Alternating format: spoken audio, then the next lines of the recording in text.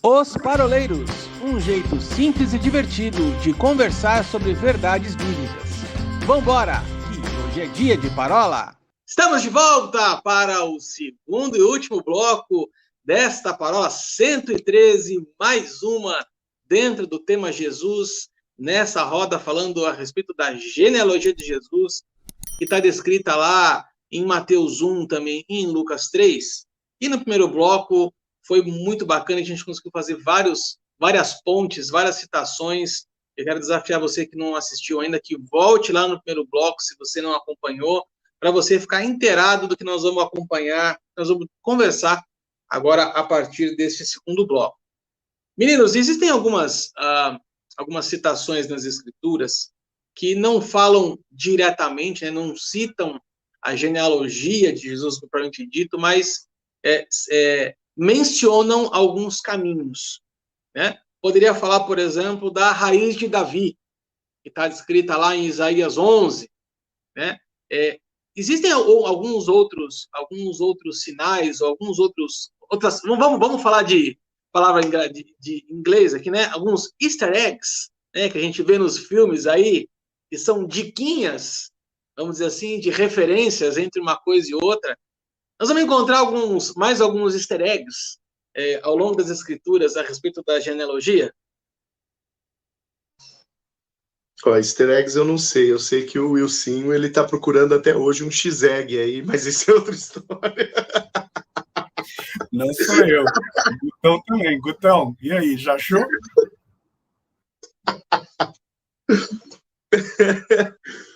Ai. Qual que você usou, Arthur? Filho de Davi? Raiz de Davi, lá de Isaías 11. O Raiz de Davi é um dos, né? Mas o próprio filho de Davi, né, que é utilizado no Novo Testamento, Bartimeu utiliza dessa nomenclatura, mas assim, o que eu acho mais legal, né, dentre outras possibilidades, é o fato de Jesus, ele ter se identificado de uma maneira que o liga a Deus, né? Quantas vezes Jesus fala eu sou, né? Eu acho que essa de todas as identificações que Jesus possa receber, né? Seja como estrela da manhã, seja como raiz de Davi, né? Ou enfim, né? Senhor dos exércitos, Senhor de senhores, né? Nomes que o Senhor vai recebendo, que o Senhor Jesus vai recebendo e que vão testificando no próprio Novo Testamento, ligando ele ao Senhor, ligando ele a Deus. O legal é a autoidentificação dele, né? O eu sou, que aparece diversas vezes sendo falado, sendo citado pelo próprio Senhor Jesus. Eu acho que seja muito legal.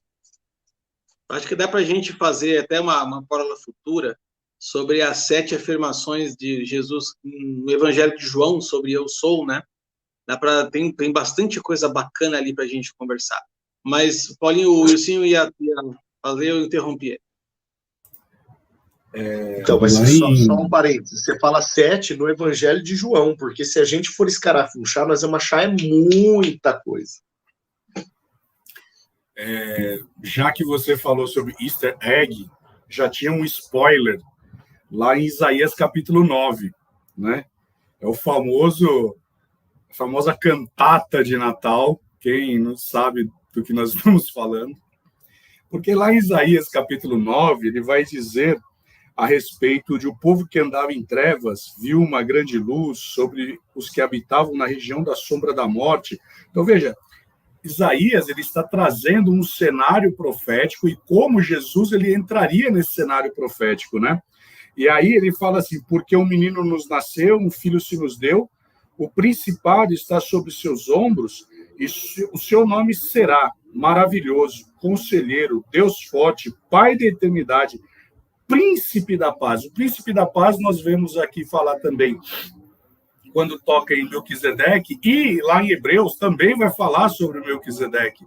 Nós vamos ver, então, do aumento do seu governo do aumento do seu governo e paz não haverá fim. Veja, ele está falando em dois cenários. Jesus entrando no cenário, vindo trazendo a restauração, trazendo a redenção, e também depois ele voltando para que viesse reinar definitivamente. Então a paz não terá fim. E aí ele continua, reinará sobre o trono de Davi. Olha de novo a genealogia aqui. Mas vem cá, como que poderá reinar sobre o trono de Davi? O trono de Davi ainda ele foi destruído, como que vai acontecer? Então ele está apontando que haverá uma restauração do templo, e aí nós vamos ver de novo um aspecto escatológico, dizendo aqui que ele vai sentar sobre ele. Por quê? Porque havia uma profecia que dizia a respeito que do trono de Davi não faltará quem sentasse. Mais ainda, porque lá em Abraão também foi dado uma palavra dizendo que da descendência de Abraão, apontando para Jesus, né? Então veja que aqui de novo nós estamos vendo apontando para Jesus, e aí ela se concretiza essa profecia, né? E o zelo do Senhor dos Exércitos estará lá. Veja, o próprio verso 7 vai dizer assim, para o estabelecer e o fortificar em retidão e justiça. Lá em Salmos vai dizer quais são as bases, ou qual é a base do trono de Deus. Qual é? Retidão e justiça. Então veja que aqui está falando, apontando também para aquilo que Salmos havia dito, porque Isaías é posterior aos Salmos. Então você está vendo aqui que, de novo, nós estamos vendo as pinceladas ou os easter eggs já apontando. Por isso, eu insisto, lá em Mateus, na genealogia,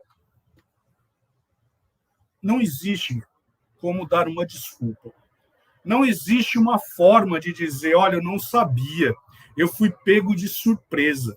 Ora, Nicodemos, sendo você um mestre da lei, como que você não sabe das coisas que iriam acontecer? Você é um mestre, né? Aqui está muito claro, nós vemos isso. Depois nós poderíamos ir para o livro de Zacarias, como nós já citamos na parola passada, quando nós vamos ver também Zacarias dizendo, olha, volte, falando sobre a questão do princípio do exílio babilônico, nós vamos ver lá, volte à fortaleza, e eu vou restaurar, e vou dar em dobro.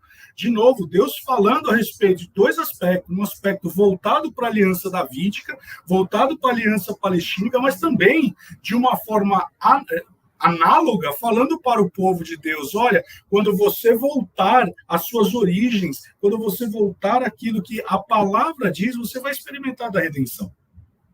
Então, assim, não tem como o povo olhar para a genealogia e não ver aquilo que Deus ele fez através das alianças. Eu sou suspeito de falar sobre as alianças de sangue. Agora, olha só, Will, você usou Isaías, né? Me permita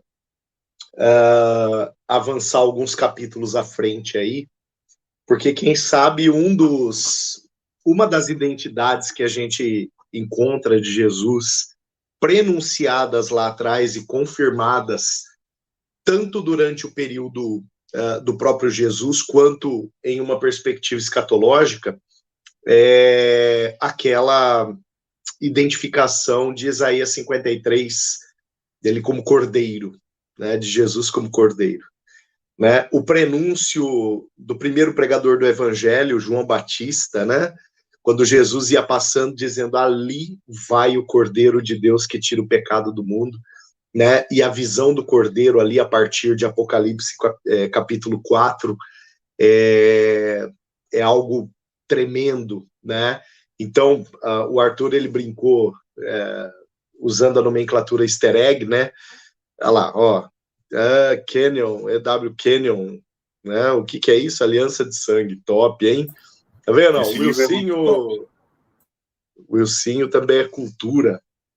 Eu não li, mas a minha filha número 5 leu e ela disse que é muito bom. Olha só, eu acho que essa identificação, né, do Cordeiro, né, que vai rememorar o sacrifício, o próprio ministério, né, a causa do ministério de Jesus é algo tremendo. Eu não sei, Arthur, se você quer falar algo, mas eu queria fazer um link com aquilo que você fez como promessa de campanha no primeiro bloco, né, citando alguns nomes da genealogia, citando Raabe, citando Ruth, né, o próprio Manassés. Tranquilo? Maravilha. Maravilha. Olha só, essa característica, né, eu falei da característica do cordeiro e todas essas identificações que a gente encontra de maneira profética acerca de Jesus, não só no Antigo Testamento, mas sendo confirmadas, né, no Novo Testamento, na Nova Aliança, são identificações que apontam para uma finalidade ministerial, né, vão além da pessoa de Cristo e tocam no propósito de Cristo.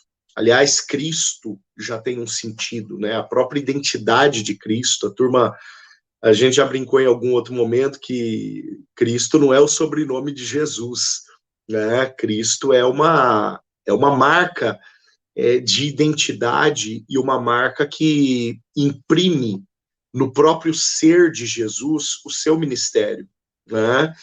E isso, para quem entende, para o cristão que entende o que é ser cristão, é indissolúvel a realidade ministerial da sua vida, né?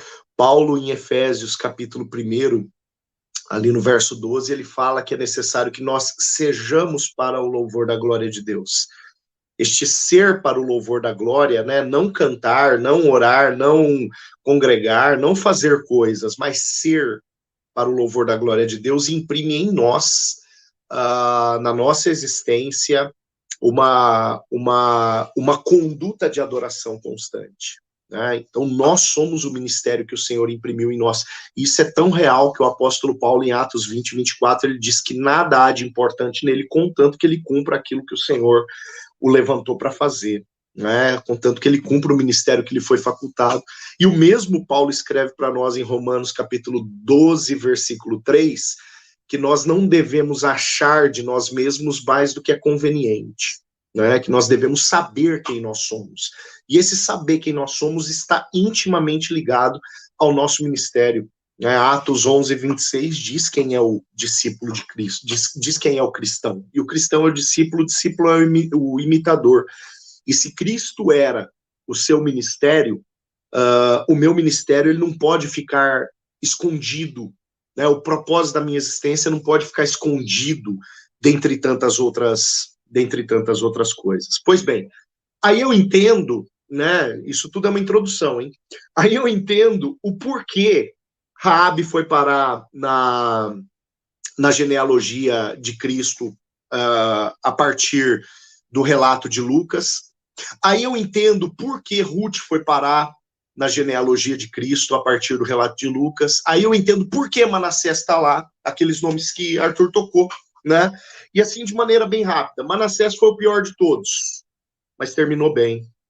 Ele terminou, no último instante dele, esse cara se conserta, né? Então aqui é uma bela de uma lição para nós, que independente de como começou, há uma chance de terminar bem. Essa, quem sabe, é a grande mensagem do evangelho, né? Quando a gente está pregando o evangelho para o pior pecador de todos, e esse cara diz assim, mas eu não sou digno. Cara, você é. Né? Mas eu não sou digno, cara, não tem a ver com dignidade, tem a ver com aquilo que o Senhor já fez. Tem a ver com um preço que excede o entendimento humano. Tem a ver com um valor que foi pago, né, por aquele que ninguém pagaria nada e que vai além da lógica. Então, importa como termina. Há uma chance. Né? Por que Ruth foi parar? Ruth é o símbolo da redenção. Ruth é o símbolo da redenção. E outra, olha o que eu me lembro aqui agora. O capítulo 4, o último capítulo de Ruth, ele termina exatamente com o quê? Com uma genealogia. De quem? De Davi. O fim de Ruth, o fim do livro de Ruth é a genealogia de Davi. Né? Então, olha só, se Davi é a concretização da aliança, aquilo que eu falei no finalzinho do bloco passado, né? Uma promessa de aliança em Abraão, Davi a concretização de aliança. Ruth faz parte de um processo de concretização, né? Então, faz muito sentido a Ruth estar aqui, né? Por que Raabe foi parar ali? Puxa vida. Vamos pegar um outro texto bíblico para entender. Lembra com quem Deus manda que o profeta Oséias se case? Deus chega para Oséias e fala assim, ó, você vai se casar com uma mulher de prostituições. Sabe, você vai lá na Casa da Luz Vermelha, porque a tua esposa está te esperando lá. Tá? A moça que eu separei para você, ela tá lá, e é lá que você vai. E Oséias, então, ele se casa com uma prostituta, e tá muito claro ali na palavra o porquê disso. A palavra diz assim, porque a nação de Israel, o povo de Deus, é um povo que se prostituiu diante de outros deuses. É um povo que se doou, se entregou a outros deuses. Eles não foram o louvor da glória de Deus. Né? A ideia, olha só, deixa eu aprofundar um pouco isso, que isso é muito lindo, isso é muito profundo. O que o casamento é? O casamento é um laço que faz do homem com a sua esposa um só. A proposta de Deus para com o seu povo é uma proposta conjugal, né? O noivo, a noiva, o cordeiro e a sua noiva. É uma proposta conjugal, ou seja, a proposta de que o Senhor e o seu povo sejam um. Isso é tão real que na oração sacerdotal, João capítulo 17, Jesus diz, eu sou um com o Senhor e permite que em nós, eles também, os meus discípulos, sejam um conosco. Essa proposta é conjugal. É uma proposta conjugal que está sendo feita aqui. O Senhor quer ser um conosco. Agora, o que acontece quando um povo se entrega a um outro Deus? Esse povo trai o Senhor, quebra a aliança, adultera no casamento, adultera na perspectiva conjugal, torna-se um com outro Deus, logo deixa de ser para louvor da glória de Deus. E quando Raabe entra nessa lista aqui, a palavra está dizendo que, assim como com Manassés, a palavra já disse que é possível um conserto para aquele que teve dias terríveis, mas que, se optar por voltar ao Senhor, o Senhor está de braços abertos, até com aquele que usurpou da aliança, quebrou a aliança, adulterou a aliança, é possível um retorno para este Deus que deseja resgatar aquele que vem de prostituições na sua vida cultual e acaba por conta das suas próprias decisões não sendo para o louvor da glória de Deus, né? Então, a Raabe estar aqui na genealogia é algo tremendo. Eu não vou falar de toda a genealogia, já tá bom aqui, vou deixar as bolas pro Wilsinho também. Deixa eu, antes do Wilsinho retomar, deixa eu só falar uma coisa aqui que acabou passando despercebido na hora que eu citei a respeito dos nomes improváveis, né? Mas tem aqui um outro nome que eu queria puxar para vocês, que está lá no versículo 3, né? Que se você ler só Mateus, você não vai entender o que está acontecendo aqui, mas no versículo 3 vai falar assim, Judá gerou de Tamar a Pérez e a Zerá. E se vamos pegar na história lá de trás, como é que se deu a fecundação, como é que se deu a gravidez de Tamar, também é uma história cabeluda. Também é um troço para a gente passar aqui mais de uma hora conversando só sobre isso. Ou seja, mais uma coisinha para a gente marcar aqui nessa linha genealógica, vamos dizer assim, né? Existe uma gravidez não oficial, vamos dizer assim, né? Algo que não foi uma concepção dentro de um casamento, vamos propriamente dito, né? Aqui a gente conta a história de Judá e de Tamar, que Tamar era nora, né, de Judá, e os dois primeiros filhos de Judá foram casados com Tamar, e ela não teve filhos, né? E aí ele prometeu um terceiro filho, depois voltou atrás, e ela, para se vingar, se fantasiou de prostituta e acabou engravidando do próprio sogro. Então, essa história também está contada aqui, né? Isso é uma das coisas que a gente fala, a gente já repetiu algumas vezes isso, mas vale a pena falar de novo, né? A Bíblia não esconde a fraqueza das pessoas. A Bíblia não esconde os erros das pessoas. E isso que torna a Bíblia algo tão real, né? Wilsinho? Era exatamente isso que eu ia falar. Eu estava buscando aqui sobre a história de Tamar, porque, de fato, aqui também mostra, de novo, uma questão de redenção, né? Para vocês verem como eu fico no prejuízo, né? Eu não tive introdução. O Arthur introduziu, agora rolou pro Ilcinho. Eu não tive introdução. Eu fico no prejuízo. Eu estava procurando aqui exatamente isso. Porque o que acontece?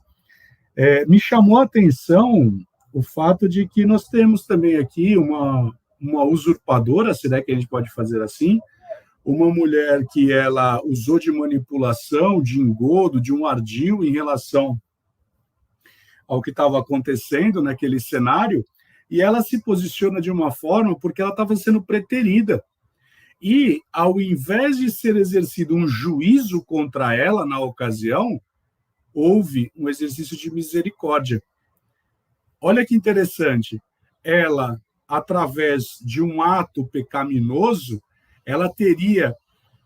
Aliás, ela tem todo um contexto interessante por trás, porque quando ela aparece grávida e tudo mais, aí as pessoas vão começar a questioná-la e ela só mostra o sinal, né? O bordão de autoridade, o bordão, exatamente, dizendo, olha, esse cara estava comigo.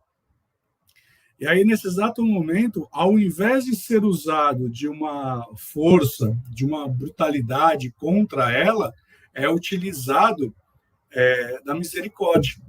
E nós vamos ver isso aí como graça. Porque, a bem da verdade, o que acontece nesse cenário? Nós éramos dignos da morte. Porque nós somos fruto de uma manipulação lá do Éden. Nós somos frutos de algo que aconteceu, de um mecanismo pecaminoso. Mas, ao invés de ser exercido um juízo contra nós, Jesus, ele se fez o juízo. Ele foi o julgamento do pecado que estava sobre mim e sobre você. Eu e você éramos dignos do madeiro. Eu e você éramos dignos de vivermos de uma forma dignas do inferno. Mas eu gostei quando o Paulinho falou algo sobre as pessoas dizerem, mas eu não sou digna, né? E quem te torna digno é Cristo. E aqui nós vemos que essa mulher, ela teve a sua dignidade restaurada. Nós vamos ver a dignidade de Raabe restaurada. Nós vamos ver a dignidade de Ruth restaurada. Isso faz com que eu e você nos tornemos dignos. Não por amor de nós, mas por amor do Filho. Porque pelo amor do Filho, Deus, ele nos tornou dignos para que nós pudéssemos nos assentar à mesa. Eita, olha aí Mefibosete de novo aqui na mesa. Né? Mefibosete não era digno. E agora, Davi o faz digno, apontando também para Jesus, que nós vamos nos assentar à mesa com ele. Qual é essa mesa? Ei, tem a mesa do sacrifício, tem a mesa da ceia. Na mesa da ceia, o que ele fala? Olha, se examine para ver se você está digno de tomar essa ceia. Ei, quando que eu posso tomar a ceia? Quando eu me torno o corpo de Cristo. Ali eu posso me assentar à mesa. Olha como tudo está voltado para o propósito de redenção, como tudo está voltado para o propósito do sacrifício de Cristo, como tudo está propósito para as alianças. Então, ver e ler sobre Tamar também vai apontar para isso, que ali ela era digna, sim, de um apedrejamento, sim, ela era digna de morte, sim, ela era digna daquilo que o pecado atrai, mas ali ela exerce, ela recebe da parte do homem a misericórdia, a graça.